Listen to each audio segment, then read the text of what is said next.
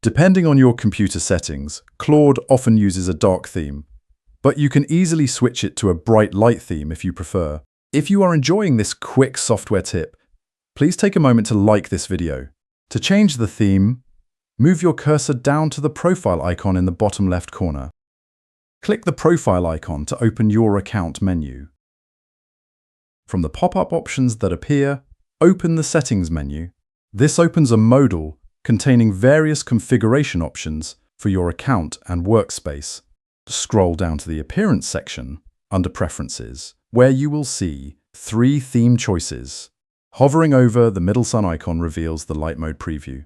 Click the Light Theme option to update your display. The entire interface instantly switches to a clean white background with dark text. Your new appearance preference is now saved and active across the web application. You have successfully updated your Claude Workspace theme.